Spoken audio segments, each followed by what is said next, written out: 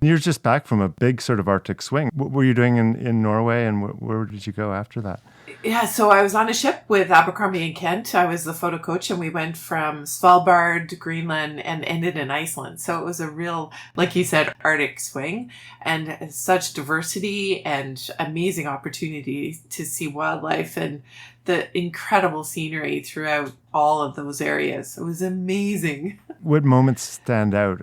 Oh, yeah, there's always incredible moments. I think when it comes to polar bears, for me, they have a special place in my heart. And we were watching a mom and two cubs from quite a distance. And then the next day we got a little closer. It was a young male that came close to the ship. But then it was the next day we had a mom and a cub, like a koi, cub of the year. And she was hunting and the koi was going after her and he was jumping from floe to floe. And it was really heartwarming and heartbreaking at the same time because we were watching this behavior and we actually heard the cub crying for its mom. So it was just like, oh yeah, it touches your heart, right, and your soul. But you know what? For the 138 passengers and the crew, it just became so much more real, and they became more connected. And I think as visual storytellers, or just when they take their cameras back home or their phones and the experience, and they could share it with their families, their grandchildren, their friends, I think it becomes more impactful, and I think we become all better stewards for the planet and for these animals. So it was wonderful to see how excited everybody was and to experience that all together. It was really, really special. So I think that probably was a highlight. That's Michelle Valberg, Canadian Geographic photographer in residence and RCGS fellow, who was just appointed to the Order of Canada for her photography and philanthropy and her work raising awareness of the beauty and fragility of Canada's North. She's our guest on this episode of Explore, a Canadian Geographic podcast. Welcome to all you explorers out there, armchair and in motion. I'm your host, David McGuffin. We're thrilled to have Michelle Valberg with us. Her career as a photographer and explorer has spanned most parts of our globe and this great nation of ours, and her work regularly features in Canadian Geographic magazine. In fact, as she reveals in this episode, an early success of hers was having one of her shots selected as Photo of the Day by Canadian Geographic magazine. It's incredible photography by people like Michelle Valberg, which is why I'm so happy to be a subscriber of Canadian Geographic magazine. Each issue is packed with award-winning writing and photography. It costs just $28.50 a year for 6 print issues and unlimited digital access. And it's entirely unique. No one else does the kind of journalism about Canada, its people, landscape, cultures, and environment that CanGeo does. So please go to canadiangeographic.ca/subscribe. It also makes a fantastic gift. So Michelle Valberg, you've likely seen her work, whether you know it or not. Her series of bear portraits are featured on Canadian stamps, and her iconic image of an Inuit drum dancer is on a coin by the Royal Canadian Mint, commemorating the 150th anniversary of Canadian Confederation. She's also produced multiple award-winning wildlife books, especially featuring the Canadian Arctic, which holds a special place in her heart.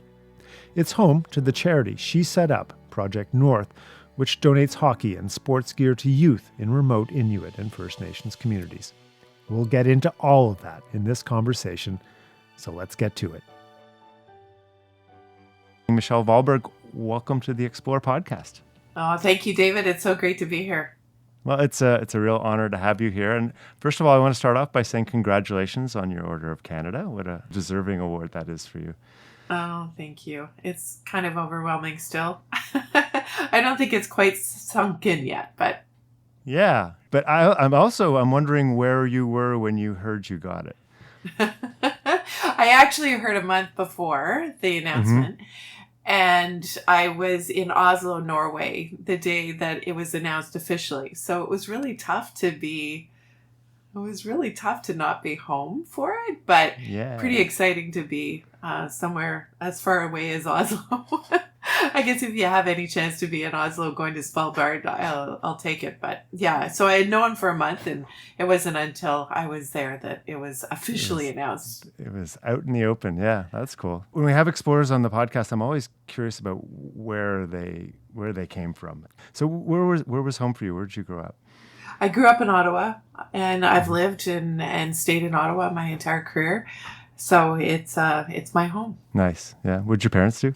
My parents were in the medical field. My father was an ophthalmologist, so he was an eye doctor, and he was the one who actually introduced me to photography. He gave me his camera. Yeah, he was keen in photography, and he always had his Nikon on the copy board. You know, he was doing slides all the time. He was a professor at Ottawa U, so he had a keen interest in photography. And my mom was a nurse as well. And, you know, they had a love for nature, and especially for birds. They were big time birders. They traveled the world in search of birds, and it was a big part of their lives, and as was nature. And they were the ones who inspired me to be outside and to be amongst nature as much as you can and explore the world.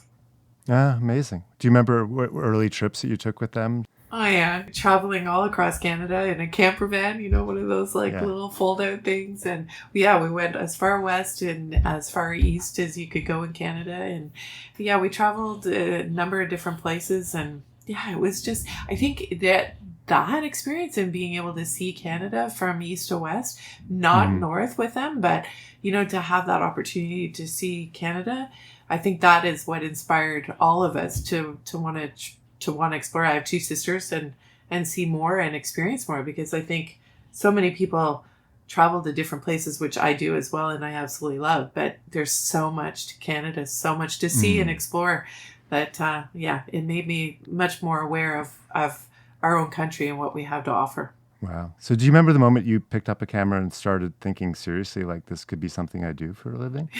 Absolutely. I wanted to be a golf pro. So it was at the end of it was at the end of high school, and I was really trying to figure it out. My father said, "Are you really sure that you think you can do it?" And I was quite a keen golfer, but I wasn't sure if it's exactly what I wanted to do. You know, at 17, right? What do we know? And then my dad, I was going to Lake Placid, and he gave me his camera, and he said, "Here, check it out." And I came home and I said, "Okay, I want to be a photographer." And then he said, "Okay, so what else?" No, I mean, my parents were always, you know, encouraging us to do other things and to, you know, there wasn't anything that we couldn't do. But he was just like, "You're not going to make a living at photography, are you?" Yeah. Really? Parents get concerned for their kids, you know. It's yeah, well, in the arts and, you know, but he was the one who came to me the next day and he said, "Ottawa U has a fine art program. You can get a university degree while studying photography." So he was the one who immediately went out and said, "Okay, if this is what you want to do, how can we make that happen?" So it was because of the support of my parents that I was able to do everything that I do and appreciate and be able to do what you love, right? For your entire career. I'm very, very fortunate. Yeah, no, it's absolutely a gift. Amazing too that your dad's an ophthalmologist. I just think the eye, you know? It's all goes back to the eye. Yeah. It does. It does. Absolutely. And I know, as you were mentioning, a big part of your love of travel involves the Canadian North, and which is an incredible place. And I always encourage people to get up there because, you know, it's there's no place like it. When did the North come into your life? I had done a couple of books. Of course, I started my career as a portrait photographer. I did weddings, I did events. There wasn't anything that I wouldn't do to make a living at photography. And always having the love of nature, or any opportunity I had to go out and be in nature or just explore and with camera or whatnot, I did it. So as I went on, I did books on portraits.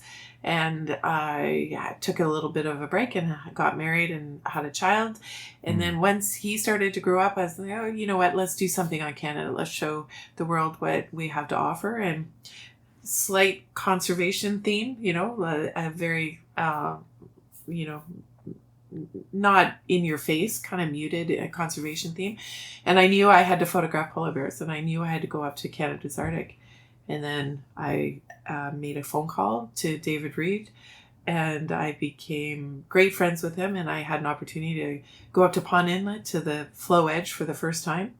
And I worked for Adventure Canada, Nunavut Tourism, and Above and Beyond magazine. I had this incredible opportunity, and it was one of those trips that transformed my entire world, really, as far as a photographer, a person.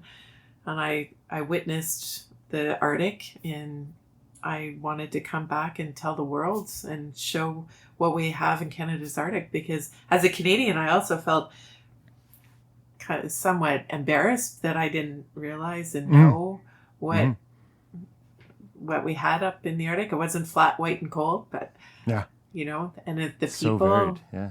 It's so varied. So from the people and the landscape to the wildlife, it was like my mission then to explore and find ways to communicate and visual storytell through the Arctic. Yeah. Tell me about that first trip to the flow edge. What do you remember of that? Everything. It was one of those trips that I probably was smart not to ask too many questions and just say yes, because it was camping on the ice for 8 days and going out by Comatic, and you're sleeping on the ice in a tent in polar bear country. But it was the first time I saw narwhal, the first time I saw bowhead, first time I saw polar bear. And it was the first time, David, that I actually stood in one place and waited for things to come to me. We're constantly, we're moving around, we're getting in our cars, we're transported, as wildlife photographers, or when we go on a trip, you're constantly in search of the next moment, the next scene. You're moving around, and here you kind of just landed on the ice edge and you just waited for the magic to happen. And it was life-changing, altering. And it stole my heart and soul for sure. Yeah, that's so much of what you do too. I think, especially with wildlife photography, is just patience, isn't it? Really. Yeah, incredible amount of patience. Yeah, which I don't always have, but I definitely appreciate those who can do it. So let's talk about polar bears, because you've taken brilliant photos of many kinds of animals, but your polar bears for me really stand out. I don't know what it is about polar bears, but they're just incredibly beautiful, but fierce, dangerous, powerful. Yeah. Tell me about polar bears. Yeah, and I think you just hit it. And when we were just watching a week ago, the polar bears on the ice, and maybe it was the interaction between the mom and the cub, or the inquisitive, polar bear that approached our ship. I think when we look at polar bears, they are exactly what you just said. They're powerful, it's raw. To see them in their environment, obviously you have to go to faraway places to see them. You're lucky enough if you ever get to see a polar bear. But it connects us, I think, to, I watch them, and I'm connected through my own dog, even, my own animals at home. And I think that tugs on your heartstring. And it's also, they're the face, not the face, but they're, the sign of climate change. And, everything, it all just comes together when you think of how lucky you are to see and witness these bears in their environment. It also takes a lot to get there. It's a lot of work to actually see a bear, a polar bear in particular. And it's that connectivity, that beautiful raw sense of the wild, of nature, and the realization of climate change, and continuing to spread the word of these beautiful creatures, and the lack of sea ice, or the their habitat is lessening, and as we're witnessing right now with the heat waves. Think of what's going through Europe.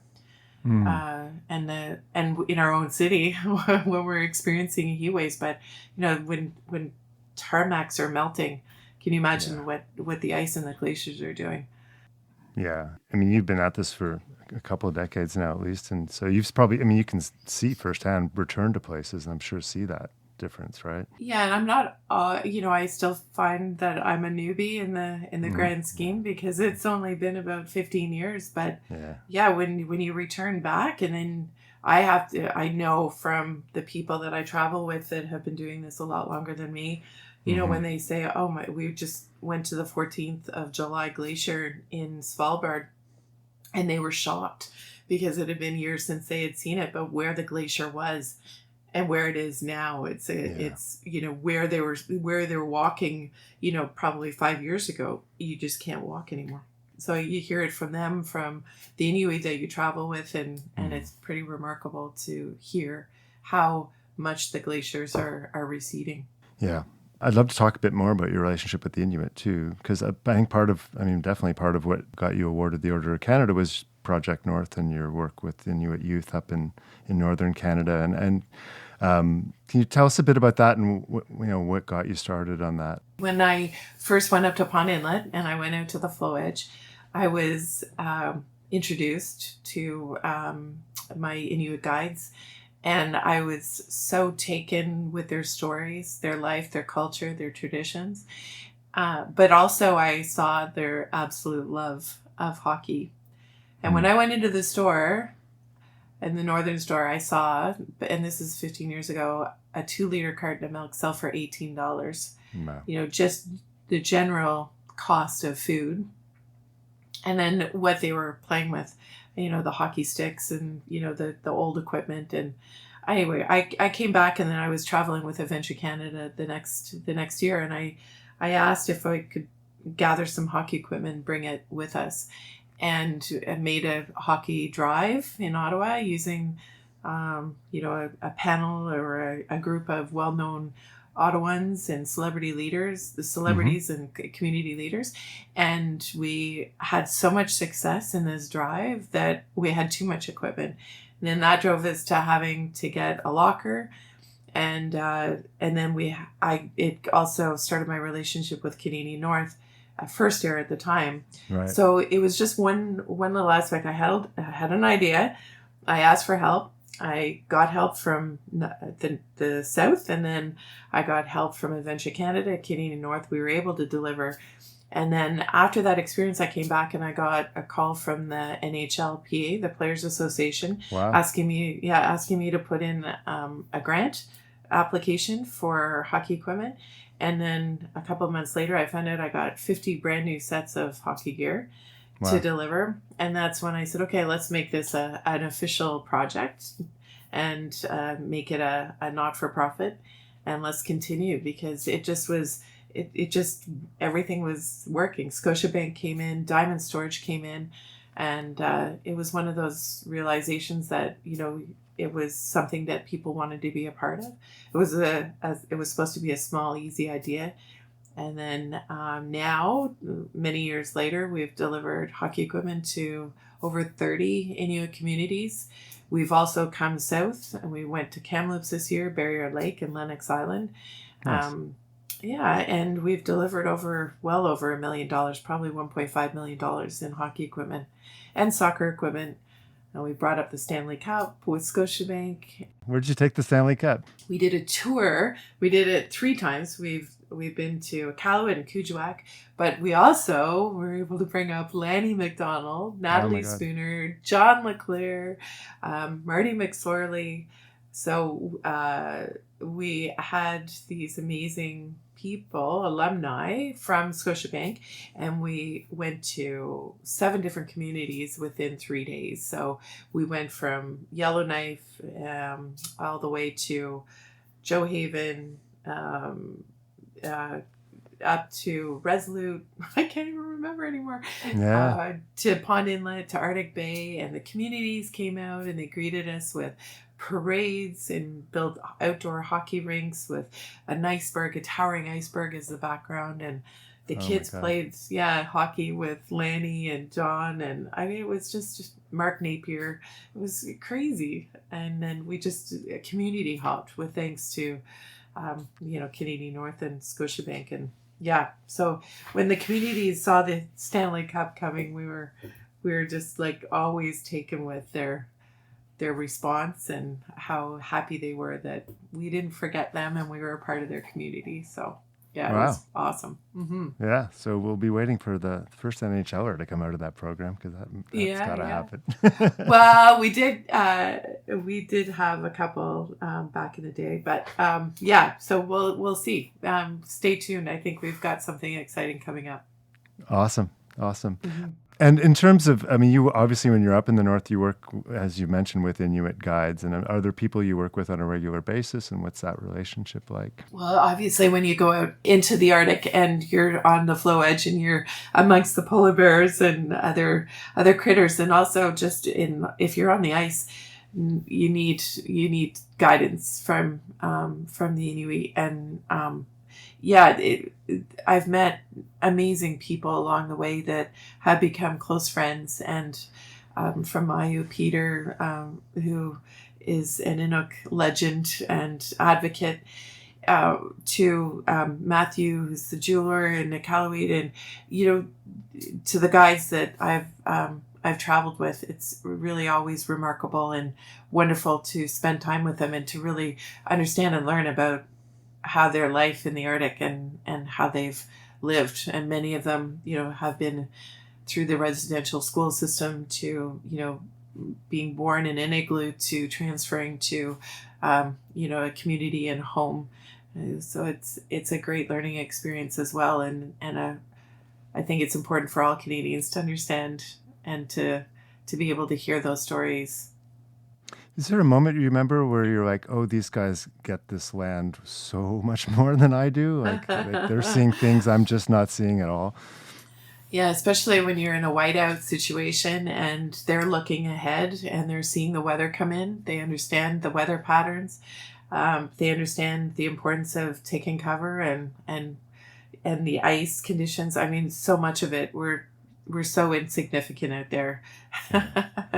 And it's scary when we're not brought up in those lands and in that land and landscape. So yeah, I've been in situations where it's been pretty scary, and it's the weather, right? It's the uncontrollable weather which dictates us and our movement. So what was a big weather moment for you up there? Oh, there's been a couple, but the one that when you said when I was up in Cambridge Bay and we were going out to look for muskox, and it was very cold. It was probably minus 30, minus 35. We're on skidoos, and the guide went ahead. He got off. I have a photo of him in just this whiteness, pure white, and he's standing there outside of his cometic looking at the weather. It was from a distance, and that image just kind of translates that whole scene of, wow, this weather's coming in, it's a whiteout, it's going to be dangerous, we can't go any further, we need to take cover. Incredible.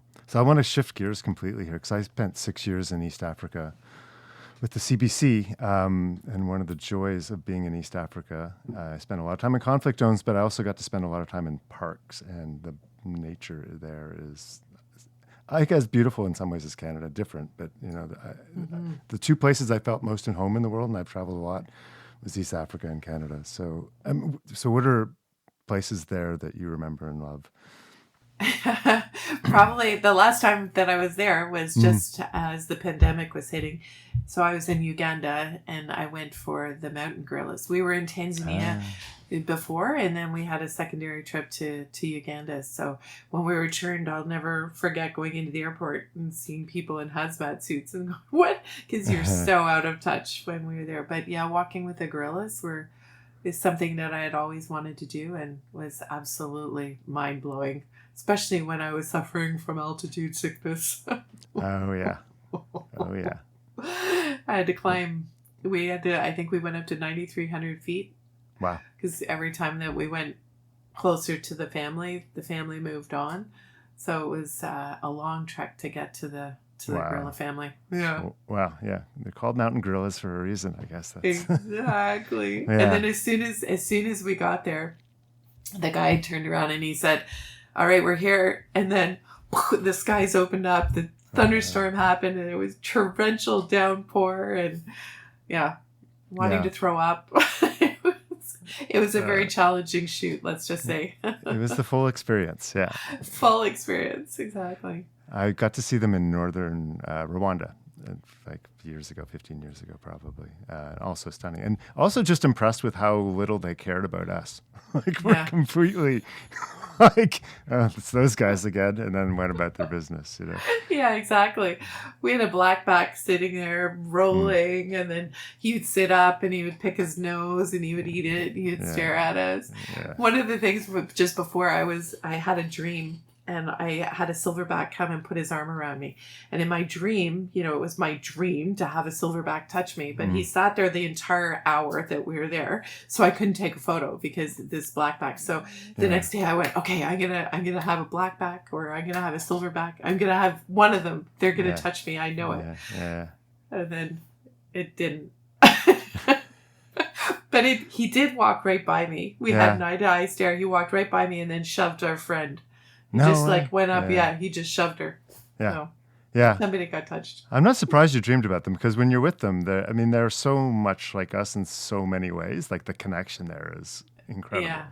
Phenomenal. You're a photographer, and I was a journalist, and I'm, you know, both of these professions have been profoundly changed by the internet age and digital age and all that. And I'm just wondering, I mean, how that's affected how you work, what would you recommend for younger people going into this profession? What would your advice be to them?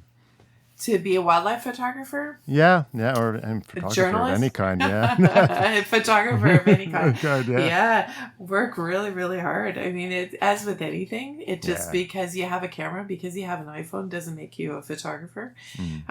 You know, so many people want to be a photographer, there's no doubt, and so many people are. Everybody's a photographer now. Everybody has an iPhone.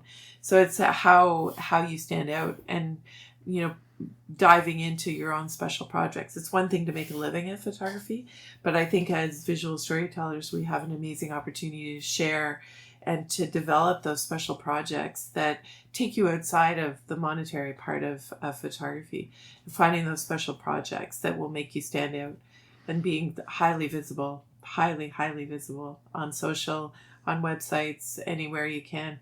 And through, you know, I think one of the most defining things for me was when, after my first experience in Churchill with the polar bears, I submitted to Can Geo to the photo contest. Yeah. And I got a mention, or I got photo of the day.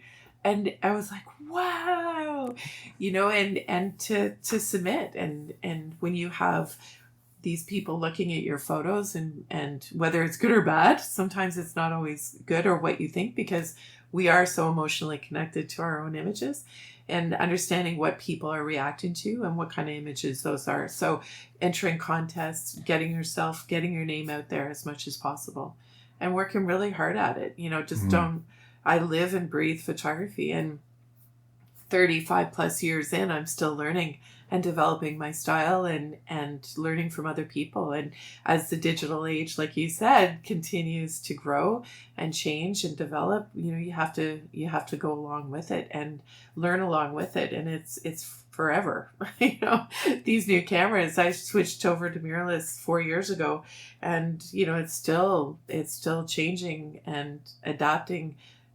For us photographers, having to adapt to those new changes, and then, you know, working it into your flow, and when you have these, like the video capabilities now that we have as well with the mirrorless cameras, and everything is becoming easier, and everything is making us better photographers. So it's giving us those opportunities, but we still have to work hard at developing our own style and working those abilities of our cameras into our abilities as photographers. So that was a really long answer, but it's a lot to lot to take in, and a lot to do to become a photographer. Yeah, no, it's super helpful. And I really latched on to the idea too that, I mean, find those passion projects too, and they may not make you a lot of money.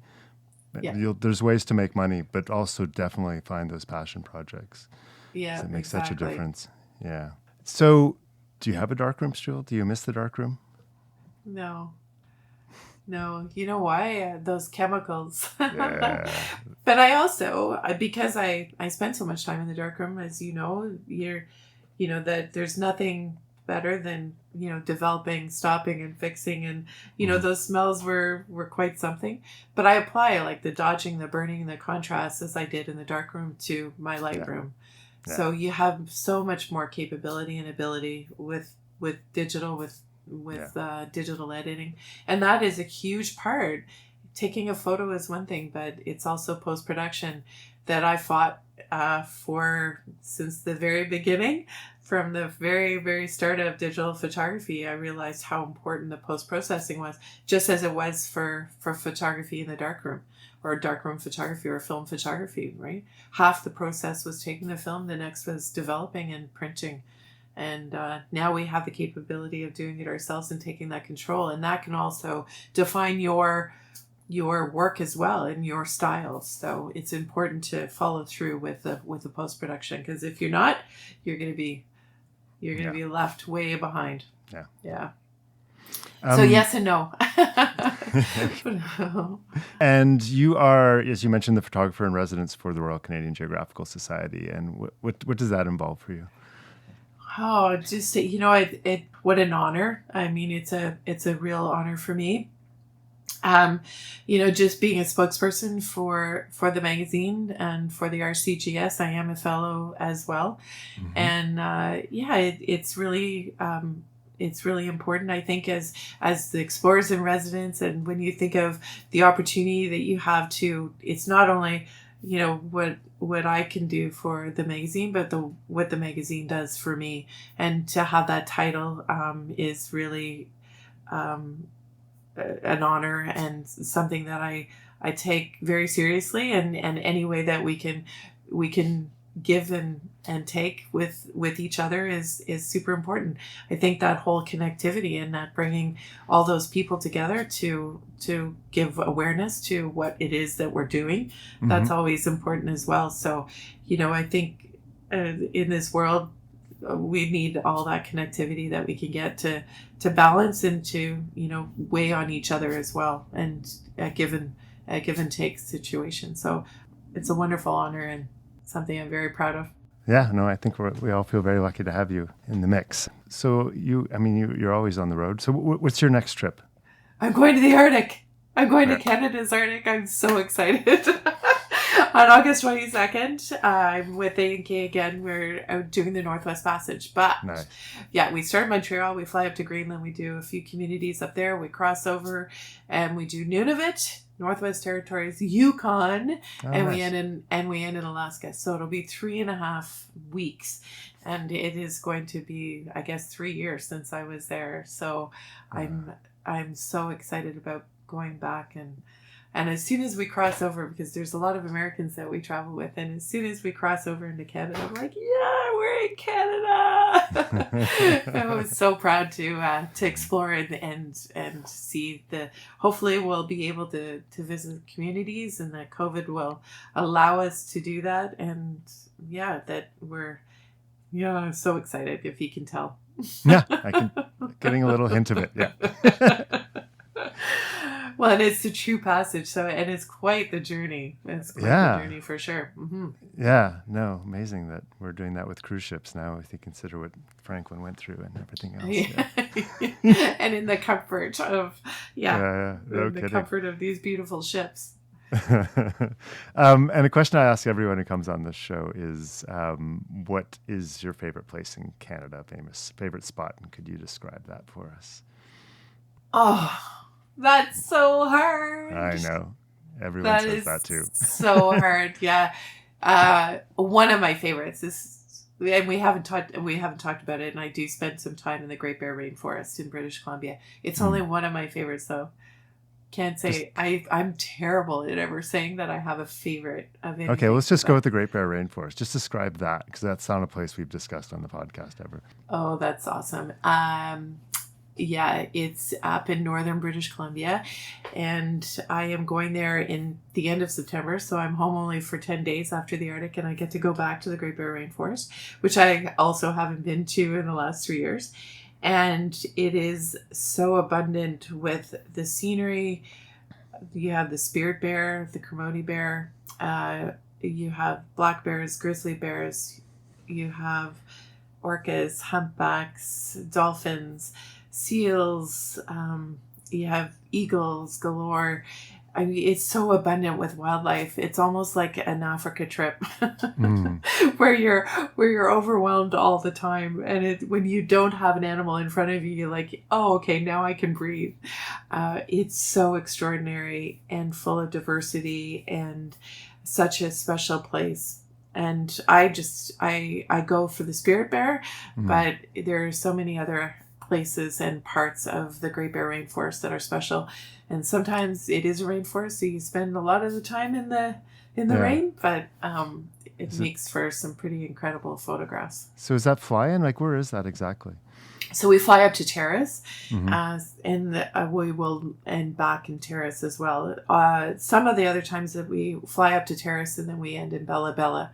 So you go through all the different fjords and it's extraordinary. So if anybody doesn't know about the Great Bear Rainforest and the Spirit Bear, because so many people have never heard of the Spirit Bear before, it's pretty spectacular, and the only place in the world that you can see this kind of bear. Amazing. And is there still old growth forests in there, or is?